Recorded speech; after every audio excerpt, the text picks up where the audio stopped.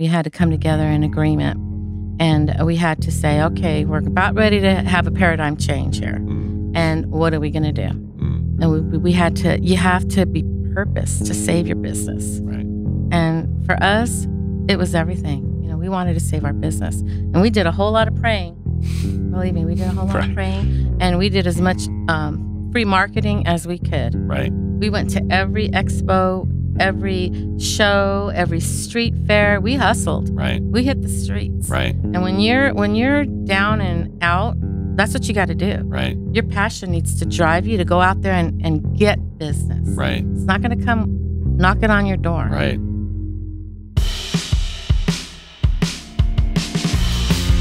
I'm Ryan Carson, the founder of Treehouse, and this is Educate Yourself, the show where we interview ordinary people that have accomplished extraordinary things, all without getting a college degree. I dig into the nitty-gritty details of how they overcame real challenges, stayed motivated, and ultimately achieved their goal. These are real stories from real people. Today, I'm joined by Snooky Rico. I discovered your story on Micro's show and was so inspired and thought we had to get you on the show. You are the president of Rico's on 3rd, the Salon. You've also founded Loving You Through It Oncology Beauty Services in Chula Vista, California. It's amazing to have you on the show. Thanks for joining us. Well, thank you, Ryan. It's an honor to be here. And I'm just overwhelmed by the fact that you'd even want to have me here. Of course, as soon as we tell your story, everyone else is going to understand why I invited you. So now you've been a business owner for over 30 years, which is an accomplishment in itself. I've only been running businesses for about 10 years now, so I respect that. So tell us a little bit more about what you do right now. Well, what I do right now is manage Rico's on 3rd, the salon. It's a family-owned business. Okay. I have 2 daughters that work with me also, and also a sister-in-law, and so it's a lot of family that works there. Right. But when we were first established, I was really in the nitty-gritty of running the whole salon. But these days, my daughters are now stepping up and kind of taking charge. And so you've trained them well. Yeah, they're kind of in charge of all the marketing. I kind of just make sure all the bills get paid. Nice. So at its core, it's a salon for women? Yes. Great. Well, men too. Men too? It's a full-service salon. Okay, nice. Well, let's go back. I want to hear your whole story because you had been running the salon for a while, and then you got breast cancer. Yes. And what happened after is interesting. It's hard. It's inspiring, and I want to dig into that. But I think in order to understand why you did that and how you got through it, I'd love to go back and hear your whole story. All righty. So, where were you born? Tell us all about your family. Well, I was born in National City, California, San Diego County. I'm one of 6 children. My mother and father also born here in San Diego. And I come from a very fun-loving family where, family is the core of everything. Right. And my father is always a hardworking man. He's my hero. He really is an amazing man. He's an accomplished artist. Really? And he actually won a 4-year scholarship to Chouinard Art School. Really? After high school. And but 2 years into college, he met my mother. And he actually was getting tutored to kind of work for Disney. Oh, really? As a cartoonist. Oh, no way. And so he fell in love with my mother. And a year later, they got married. And she got pregnant, like, right away. And so he had a family to support. Right. So he came back home to National City, and they started their family. And my father got a very good job, hardworking labor job. Really? And so my father gave up all his dreams. So he was going to go work for Disney, and he gave it up. Well, he wasn't hired at Disney, but he was in the works. Right. That was the plan. That was the plan. Wow. So did you know about that decision at the time that he did that, or did? No, he didn't tell us till later. But we always knew. My father always had a studio he built a studio in the backyard of our house, and he would always go back there in the evenings and draw. Really? And he was an incredible painter and cartoonist, and he still is. So now that he's retired, he kind of, that's his thing to do. He belongs to different art guilds, and he's an incredible artist. Right. So born and raised in San Diego. Yes. You had 6 siblings? 6 siblings, 2 brothers and 4 girls. And my name is Snooky, but I come from a family of, I don't know if it's part of our Hispanic culture, but nicknames are just come with the thing, right? And my father, his name is Beaver. My mother's name is Bertha. I have a brother named Bobo, a sister named Fifi. My name's Snooky. I have a brother named Bullet. And I know it sounds like a cast of animal characters, right? And then I have just 2 normal sisters named Sandy and Jenny. They didn't get nicknames? No, I don't know why That's they not didn't. fair. I know. I don't know. Okay, so why Snooky? Well, back in the 50s, that's kind of telling you how old I am. You look young to me. Back in the 50s, there was a cartoon character by the name of Baby Snooks. And so they used to call me Baby Snooks. And so somehow or another, they cut off the Snooks and put the Y on there. Right. And then I became Snooky. Baby. And I've only known 1 other or 2 other people by that name, and one's a man. His name is Snooky. It's a bit awkward. And then, of course, the other Snooky from Jersey. Oh, gosh. Yeah. It's no relation. No. So family was really core. Yeah, family was core. My mother was a stay-home mother. Mm. And one thing that my parents instilled in us was that you can do anything. You could be and become anything you want in this life. And don't be restrained by thinking that you can't do or you're not adequate, but you can do anything. So I grew up with that thought. Right. I can do whatever I want to do. Right. I could be whoever I want to be. So tell us, so you're growing up and then high school. High school, I got very involved. I was all about social partying in high school, but I was a good student. Okay. I had to be a good student to belong to all the different clubs. And right. I was a cheerleader in high school, nominated as a queen. I married the king. I married my high school sweetheart, and we are actually going to be celebrating our 40th wedding anniversary this year. Oh, congratulations. Yeah, That's so amazing. Sometimes it works. Right. But so I was really involved, and I was actually offered a scholarship in my senior year. Where are you? To where? To San Diego State. Okay. Through one of the clubs that I was involved with. And I had already signed up for a trade school. I knew exactly what I always wanted to do hair. Really? I was fascinated with hair. Why? Where'd that come from? I don't know what it is. With the dollies that we used to have, I used to want to paint the hair. I would put food coloring on the hair. I was rolling hair and putting it in the oven. I was always burning the hair off. Right. So my you're mom learning. stopped buying me dolls with hair on it, and then I get a hold of my sisters. But I was fascinated with hair. I was passionate about it. And I started doing hair on my family when I was in junior high school. Okay. And I could just look at something. I could do that. And I would do it. Right. I don't know if it ever came out right most times, but I would try it. You're going to try it. So anyway, I knew already what I wanted to do. I wanted to go to cosmetology school. Okay. I wanted to do hair, and I wanted to own my own business. Right.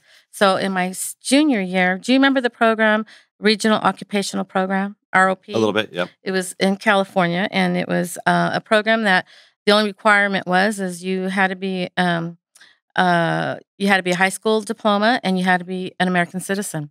And I was both. Well, there you go. My father made a good living, but I knew they couldn't. The school cost $10,000, and I knew they weren't going to be able to pay that. So I signed up for this program, and I was awarded it, and I knew what I wanted. So 2 weeks out of high school, I was starting cosmetology school. Interesting. And I was the youngest student in school. Right. And so I told the teacher, no, I don't want the scholarship. I'm sorry. And they looked at me like I was crazy. Like, what? No, like, how could you give this up? You could always go to beauty school. Right. You could always do that. And I said, but I don't want to. I'll waste it. Right. I'll waste it because my mind and my heart weren't set for that. So why do you think people were downplaying the value of going to a trade school? Well, I think back then, I think because the industry at that time maybe wasn't as prevalent as it is now. Now the industry has blown up, and I mean, even barbers. I mean, barbers is big industry right now. Right, right. Big business. Barbers these days are making phenomenal money. Right. Because it's almost an art form. Right. So back in the day, it was kind of more, it was more shampoo sets, not so much chemicals. Now it's all about chemicals.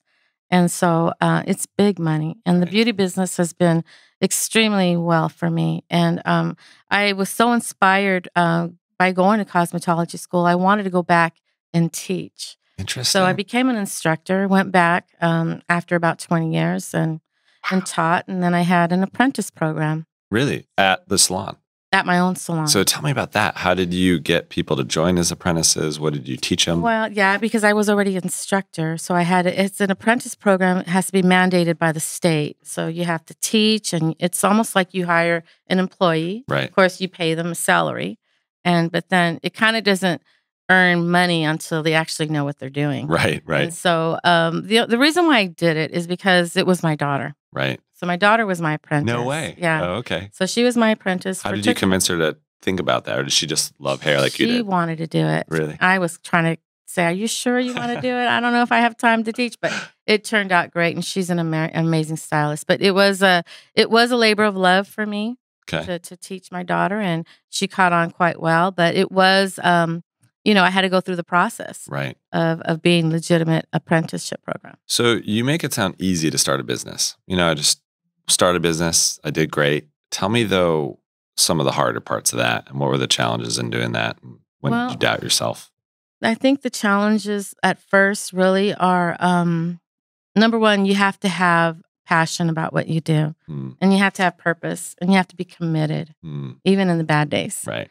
Because you're not going to have always good days. You're going to have some bad days. Right. And so you have to have, I looked always for opportunities. You have to always look at overhead costs.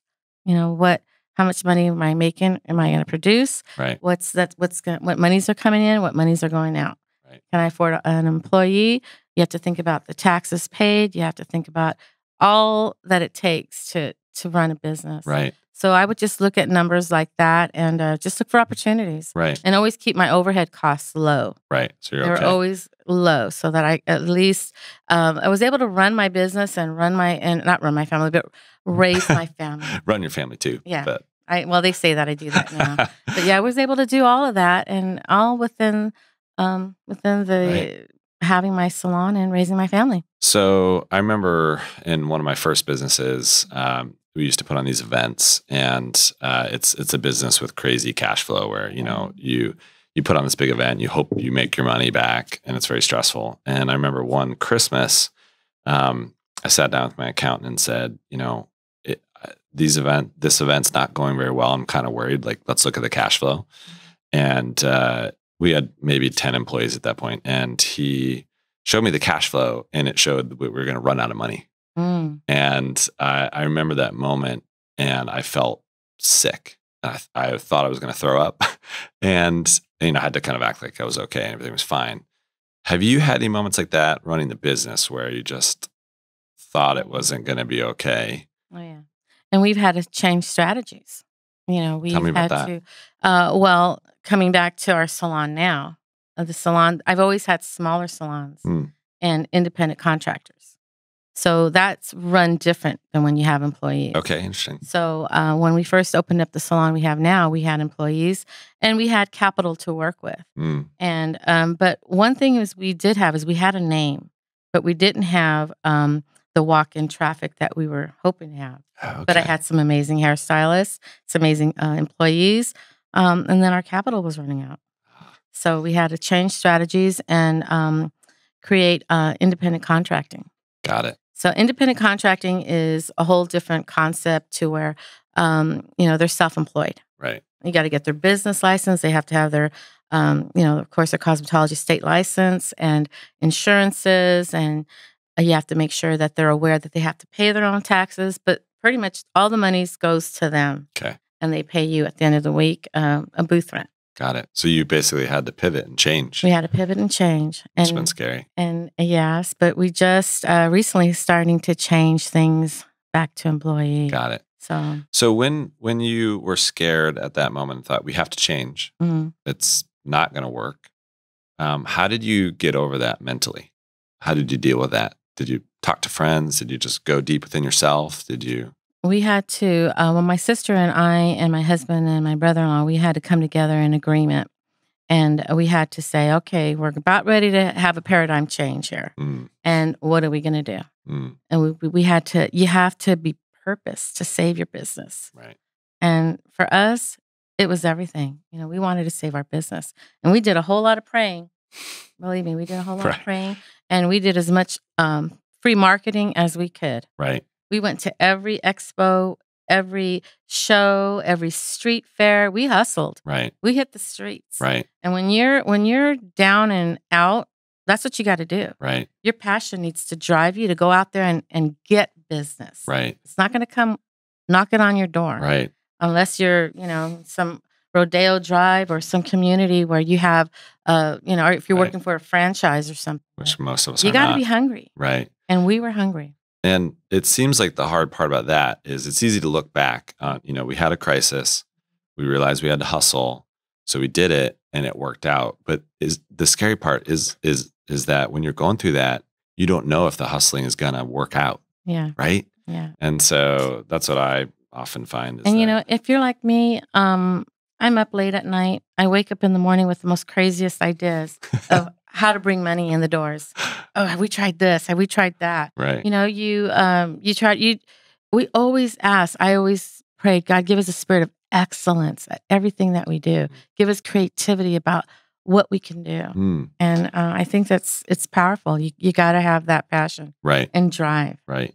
And you want to actually take care of your customers and run a good salon. Mm-hmm. So you grew up in this amazing family, loving and supportive. Your dad sounds amazing. I'd love to shake his hand. They're funny. My parents are so funny. They are funny people. Right. And he sacrificed his career for you all, which is amazing. And then you realized you loved hair. Mm-hmm. You burnt the hair off all your dolls and played with it. And then eventually you started your salon and got through a lot and achieved success. And then you got sick. Yeah. So tell me about the day when you realized and what happened after that. Well, the day that I was diagnosed, I remember I had to go get the biopsy 2 days before. And that morning at 4 a.m, I woke up. And I am a woman of faith. I have to tell you, I'm a woman of faith. And I've had some extraordinary experiences in my life. But it's not so much the experience as it is a life change. And I woke up that morning at 4 o'clock and I asked the Lord 2 questions. And I said, I'm asking you if I'm diagnosed with this, that you would just give me the ability to hear it, to take it.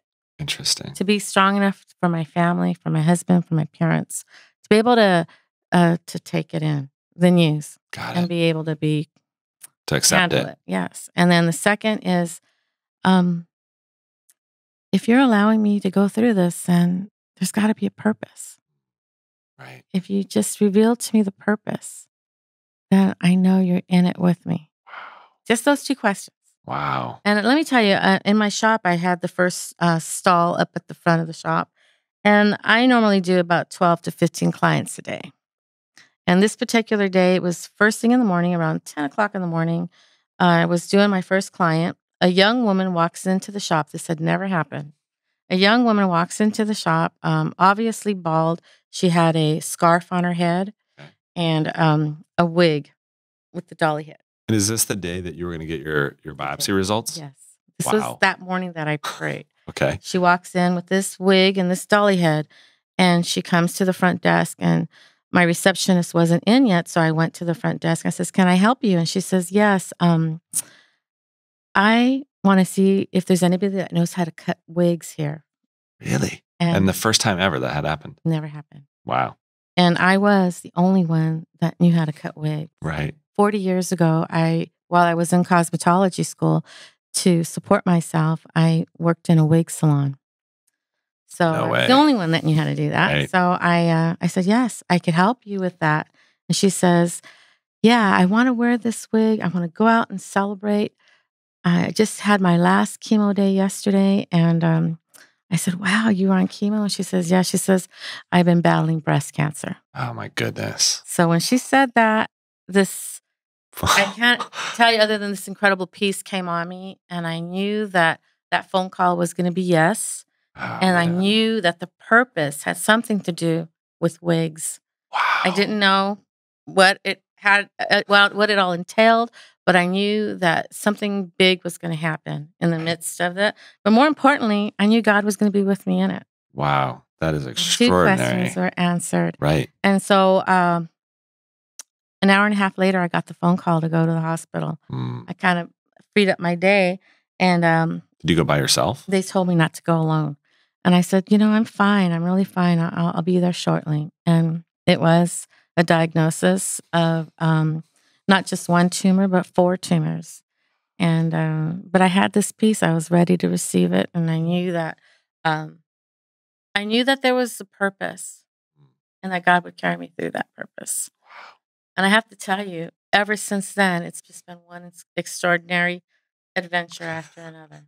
Well, I think it's amazing to me that you asked those 2 questions, and that you were able to receive it, and then you were able to see a much higher purpose through that. Yeah. And you were able to see that in what ordinary folks look at as a normal business, a hair salon, but you saw something there. So what happened next? Well, next, after the diagnosis, the doctor told me I needed to have surgery as soon as possible, within a week. And Within a week. And that this needed to be taken care of right away. So I think one of the difficult things that I had with it is the fact that not being prepared. We live life like it's going to be here tomorrow for us. It's always going to be here, but we're going to be here. Right, So right. I thought, okay, well, my first thing was to my husband and my parents and my children and the business. How long is this process gonna take? Right.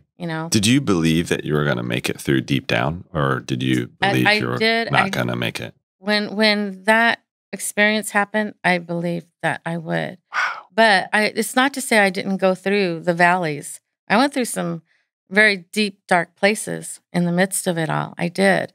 And one of them was the unknown of what's going to happen with my business. We worked so hard, my sister and I, building that business out, $200,000 of investment, and we were at a good place. And now I'm being told I'm gonna have to sit out for a while, because not only during surgery but treatment afterwards. And at that time, we didn't know how bad it was. Right. And I think that you asked me.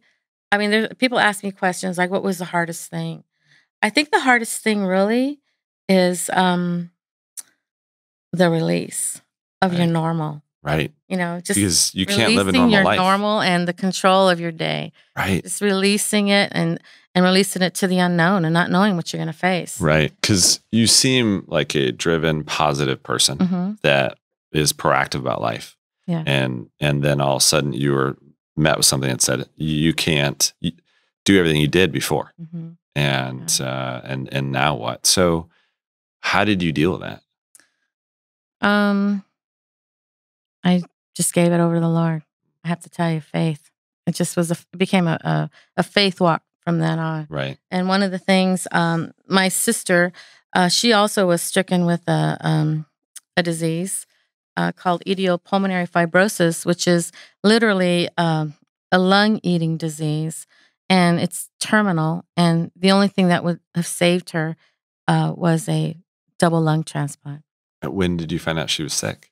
She found that out probably about 4 years before my diagnosis. Really? But by the time, and it usually, people can make it through maybe 7 to 8 years before they need a transplant. Right. So she was on that transplant list for a little while.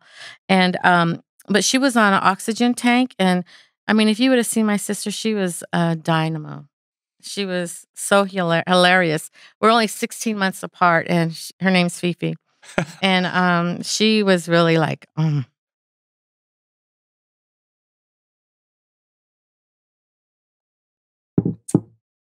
wind beneath my wings. She was the brain. I was the hands.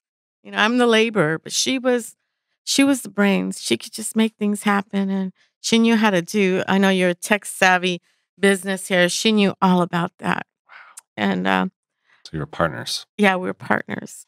So I knew she was sick, and I said, Fifi, I think we need to step back. I don't think we're going to be able to, do this anymore. Mm. And she stood up. She just stood up, and she was only like 4'8", okay, like 85 pounds. She stood up like a giant, and she said, "We are not going to give up. We are not going to fail. We are going to succeed. You are going to go and get your treatment and get better, and you are going to come back." And she said it just like that. And you thought, she said, okay. and she held the business together, I have to tell you. Her and my sister-in-law Eleanor, and my daughters, they're better business people than I was. But I mean, I'm the creativity part of it. I was like I'm the one that think about ideas and creativity and how to do amazing things. But my sister was a follow through. Right.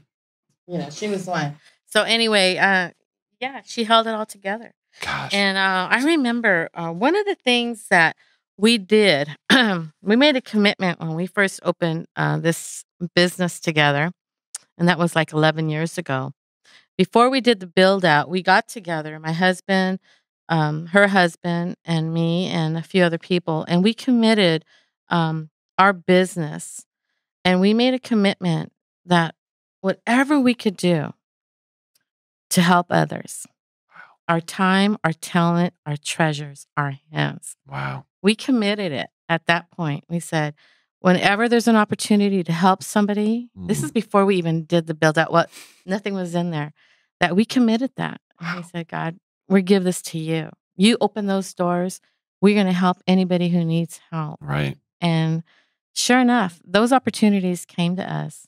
And we got really involved with the community. Right. And we started helping somebody needed help burying their parent. We'd have a haircut-a-thon. Right. We got involved with the Children's Hospital. Once a year they do a prom for the kids that are diagnosed with different types of diseases, battling cancer, leukemia. And the kids are ages 11 to 18. And we would close down the shop, and they'd all come, and we'd do their hair and makeup, and they'd bring a friend. Right. And so one of these times that they did it, we did it like 6 years in a row. And the 6th year, I was actually in treatment. Really? But I wanted to come, and I wanted to be a part of that. I just wanted to come. And I remember some of the kids, you see them year in and year out. And then some of the kids, they don't make it. Right. But they have this beautiful event, and everything is at no cost to them. And one of the parents got wind, you know what, I'm going to call the media about what y'all do here. Oh, really? So I was in treatment. I obviously had a bald head. I was doing one of the young kids, and the mother called the news media came, and you didn't know it was going to happen? No. But they came and they interviewed me at that time. Right. Now, I think that is the show that Mike Rowe might have saw. Right. CNN picked that up. Right. It strikes me that you gave and gave and gave to other people, and that built strength for you to get through this. Yeah. Right. So it's, oh gosh, for me, that was my medicine. Right. Because when you come outside yourself and looking at these kids, oh my gosh, I got nothing to complain about. Right. These kids, I mean, I was one of the girls, had suffered through 17 surgeries since a young child. You look at other kids and people that are going through, it's like, oh my gosh, I've lived a lifetime. They haven't even begun to live. So it was an honor to do that and be a part of that. And, but I believe that it's good medicine because even in our sickness, no matter where you're at in your journey of life, it's always good to give because it's good medicine. Right. Right. And we don't give to get back, but we give. No. Because it's the right thing to do. Because it's the right thing. And gosh, that's amazing. So you were sick. You were going through chemo. Your sister was sick. And it's interesting that she was the one that said, no, we're going to get through it. And when you were doing that, and then eventually you had an idea to launch Loving You Through It. Tell me about the journey. Keep going down that road. Well, what happened with that is I went to go get my wig at the Douglas and Nancy Barnhart Cancer Center where I was being treated. And American Cancer Society gives you a free wig to every woman that's going through. So, of course, me and my daughters, they do hair. They wanted to come with me to pick it out. Right. So it's an important choice. And I remember I had to make an appointment. And the day of my appointment, I go in and the volunteer says, I'm sorry, but we just lost our volunteer. We just lost our cosmetologist volunteer. And you could just go ahead and pick out one of these things, but we can't, that's about as how I can do. And she says, do you know any hairdressers? I do. She didn't know she was talking to three of us. And I just looked at my daughters and I said, so you need help with this?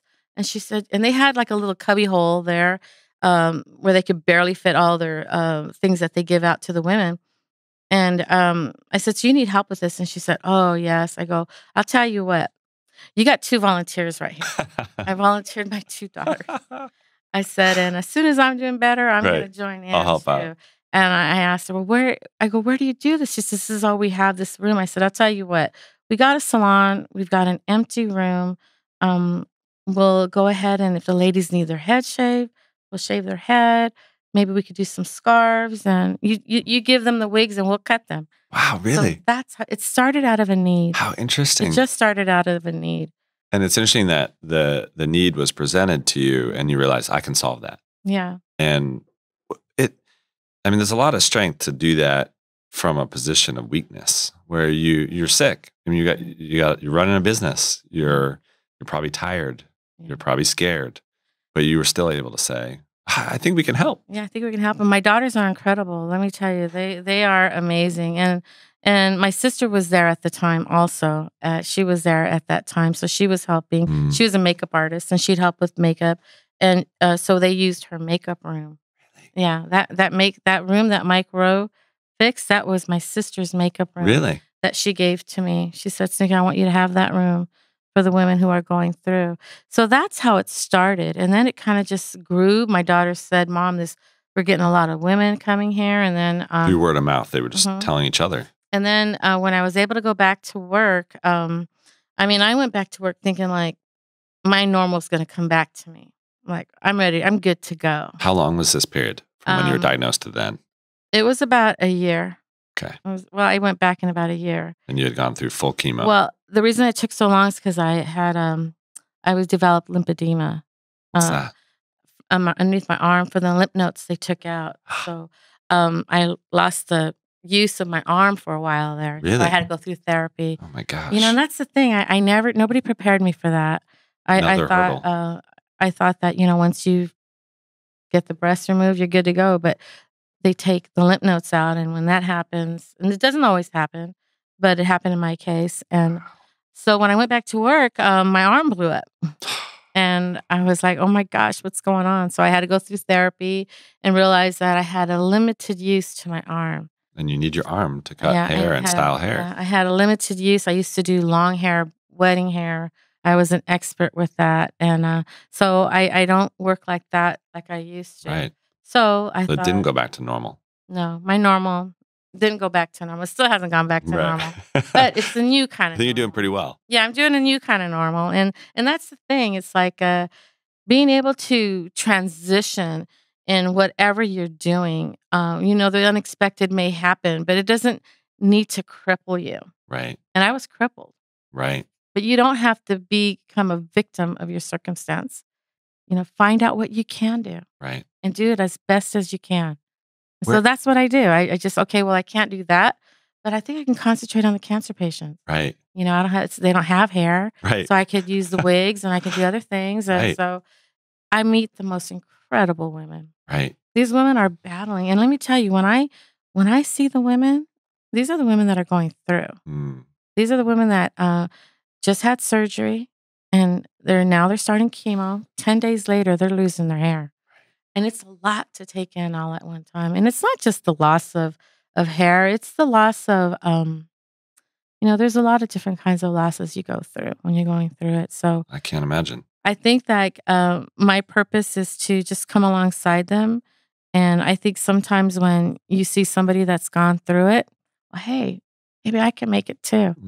And it really has been a blessing. So your sister had this room that she used. And she said, hey, use the room. And then obviously you lost her at some point. Yeah. Yes. What happened? She got really sick in February of 2016. And she went into the hospital, and she never really wanted to go to the hospital because she just had this in her mind that she'd never come out. She'd say that. Really? But she really needed to go in. But we thought, okay, she's going to go in and they're going to see how bad she is and she's going to get that transplant.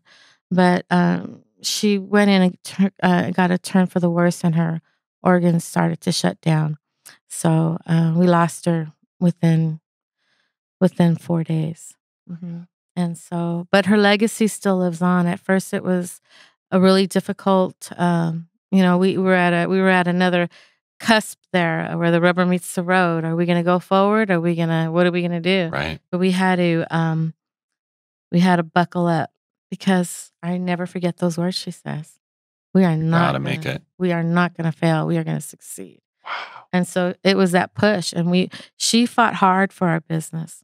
She really fought hard, and we went through a lot. We had a lot of losses, a lot of, it took a lot. And whenever you want to create big strides in your life and your business, there's always a cost. Right. Whether it's financial, your personal life. When you own a business, it's sometimes a 24/7 thing. Yeah. And so, anyway, it was a passion, and it was her legacy. Right. And for that, we said, we're going forward. We're going to make it. We're going to make it, and we're not going to quit. We're going to keep doing it, and make her proud. Wow. And so her family, her husband is still part of my corporation, and her daughters come and work in the salon. And so we're just Her legacy lives on. We're just living with purpose, right, and trying to be an inspiration and to carry on her legacy. Right. Wow. Tell us how the idea works, though. You have this amazing room in the back where people can go. Walk us through what kind of help and services you offer people. Well, the Loving You Through It is a nonprofit, separate entity from our for-profit business. Yeah. So we are affiliated with the American Cancer Society as a wig bank. Oh, so interesting. They supply the wigs, and so the ladies come in, and they're coming in from everywhere, especially since the Returning the Favor show. I even had a woman come as far as Washington. Really? Yes, and just experience what's going on in that room. And they're coming from all over different parts of California, and they come in. I greet them, and one thing that I like to do is encourage the women. But another thing is I do get the opportunity to pray with every single one of them. Wow. I mean, I don't preach to them, right? And I don't talk to them about religion. I just say a prayer for them. I bet. And 100% of everybody says yes. Thank you. I ask them first, and they say yes. And usually they'll have their family with them. And it's a very beautiful, private time. And it's a time where I tell them, if you want to vent, you want to scream, you want to yell, you want to cry, you want to laugh, this is a safe place. This is your refuge. This is your place to be. Let it all out. And so I have experienced just about everything with these ladies, but for the most part, they are warriors, and they're in transition. They're on a journey, and every journey is different. And there's like 100 different ways that a person can receive chemotherapy. And I've seen that the human body is what the human body can endure is unbelievable. And it really blows me away. I see women as old as 80 years old, and all through the ages of 18 years old. Wow. So you've lived it. Cancer doesn't not discriminate age, race, everything. Right. And it's heartbreaking Right. that I could do this 7 days a week if I wanted to. But it gets pretty heavy sometimes, but it's always where I have to get, Lord help me, pour into me before I can pour out. But I know that there's a transformation that occurs in this room. Mm. And the transformation that occurs is both physical, but it's internal. Mm. And a lot of these women that come in experience the fact that they do not have to be a victim. They can rise above and live life as best as they can in the situation that they're in. And I know that chemotherapy, like my doctor told me, it's not meant to make us feel good. It's meant to save our life. Right. Right. And when I had that perspective, Right. because let me tell you, there came a time where I said, that's enough. Really? I want a do-over. It was like in the halfway point, I think the 4th round. And I was just having one of those pity parties. And I remember telling my husband, I don't want to do this no more. I said, I want a do-over. Let's try something else. Isn't there like a chemo pill people can take? I just something said, else. There's something something else. different. And what is it? How does it make you feel? What well, it was what just is that like? constant nauseousness and bone pain. And you have to fight through that, not being able to eat. But also, it affects it could affect even your thought life. Because I got what you call chemo brain really bad. Never heard of that. Have you ever heard of it? I have, actually. One of our amazing employees here had to go through chemo, and she told me that. And I was like, called my doctor. I have Alzheimer's. I was driving somewhere and I forgot where I was going. And I would be talking to you, and halfway through I forget the person's name. And so I was like, really what is freaking happening? out. I called my doctor because I was one of those people, like, I'm not going to go on the internet and look at every single side effect. Yes. I'm not going to look and because I knew that I would get freaked out. So I would only deal with things as it came on. But when that came on, I called my doctor and she said, it's called chemo brain. And I said, oh. I started laughing. That sounds ridiculous. I never even heard of anything. She says, no, it's something that really happens. And I really had that I had that even after chemo it took about a year. Gosh. But I used to be able to multitask. I could do 7 different things at one time. And all of a sudden I could barely do one. Right. So those are the types of things that you do get affected. But getting back to when I wanted to quit. Right. My husband called one of my good friends to come visit me that particular day when I was having that pity party. And so she comes and she brings me this laptop. And on the laptop, she shows me something that was on YouTube. It was a Martina McBride song. And I don't listen to country western, but it was a song called I'm Gonna Love You Through It. I've heard that. And this was back in 2015. And it was a testament of a woman that was going through breast cancer with all her support network all around her, telling her how they're going to love her through it. And I remember looking at that and I said, I got what she has. I have what that person has. But what it did is that song helped to put a fight back in me. And I thought, you know what? If I'm not going to fight for myself, I need to fight for my family. My daughter was pregnant. I wanted to see my grandson. I said, you know what? I got to fight. Right, for other people. There comes a time where you really do have the purpose in your heart that you got to fight. Right. And so that fight came back and I said, okay, let's finish this. And we did. But that's where the name of my I was wondering. nonprofit come. I couldn't use the full thing because, but loving you through it, I just always remember that was like that was a turning point. That was the moment. That was the moment. Right. And what I see these women when they leave the room, they got to fight back in them. Right. They got to fight back in them. And it's just because of what I've lived through. And just speaking words of life to them, encouragement and support is of the utmost importance. Right. Having a good support system around you when you're going through is so important. Right. What if you are having a hard time finding that support network? What are some ideas you have? Well, there are support groups. The American Cancer Society has a good network of support systems. There's friends, but you know what? I'll take it to the Lord. If I don't have nobody else, I got him. And, I would tell somebody to look into the power of God in your life. Right. And that could be life-changing. Right. It's amazing that you were able to go down that road and want to quit and be able to get back out of it. Mm-hmm. And I'm so inspired by that. It's just amazing. And it's that you had challenge after challenge after challenge after challenge. And, potentially life-ending challenges and losing people you love. And you're running a business. Yeah. I mean, it's crazy. Yeah. And your story just reminds me, whenever I think life is hard, it's pretty much not. And I'm very inspired by that. And part of the show is us talking about ordinary folks doing extraordinary things.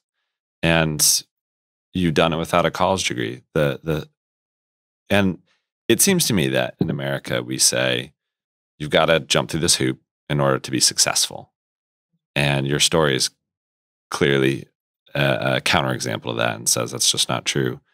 What do you say about the message in America that you need to go to college to be successful? I think that, first of all, what defines success? My definition of success is, what are you doing to make a difference in our community? What are you doing to make a difference in other people's lives? Success isn't always measured in the material things that we have. I mean, people say I'm successful. I don't have a whole lot of material things. I mean, I don't have a whole lot of money in my bank account. I don't own a home, although I hope someday to own a home. But the measure of my success, or the measure that I see in other people's success, would be success, would be, do they have a good name? Mm. Integrity and passion. And actually, to be successful also, I think, is to make a change in the multitude of people that you know, and to be an inspiration. But I mean, I'm not one to say that education isn't always not good, because I know that people can be educated and run with their passion. But I think it's important to have a passion and to believe in it and to fight for it. And Right. sometimes you have to fight for it. And I think that, you know what?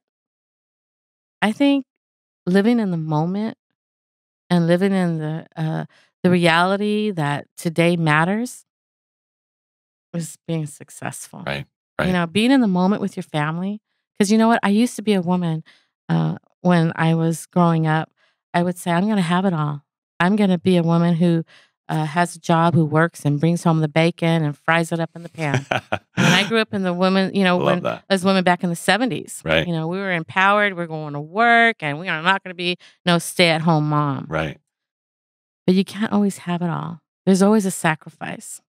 And, there's always a give and take. You have to have a balance. And I know that I went through some hard knocks, growing up with my children. And so we had to go through that, because there's always a reaping for everything that you do. So whether it's positive or negative, but I think being content, being content with what you have, I call that success. Is the key. Well, I've gotten to know you, and I have not met many people that are as happy as you are, which is shocking, really, because of all you've gone through and all you've had to endure. And I feel that has to be success. Yeah. Because you are not just happy yourself, but you're giving happiness to others. And it is so inspiring. Snooky, it's been an absolute honor to have you on the show. And I wish you the best of success. I say you're successful in what you're doing. This Treehouse, we're having fun. What you're doing here is phenomenal, and Thank you. You're affecting people's lives and making a change. And I know that that the college thing for other students, a lot of people do go to college, and then they're not able to get jobs in the areas that they got degrees in, and that could always be really a downer to them. But I say, don't give up. Right. Keep fighting for what you believe in and go for it. Don't give up. Don't give up. Well, thank you so much for being on the show. I've enjoyed this so much, and I can't wait to see you continue to change thousands of lives in the future. So thank you. Thank you so much, and thank you for having me. I'm going to go look at some sites here in Portland, Oregon. Sounds good. Thank you. Oh, thank you. Yay!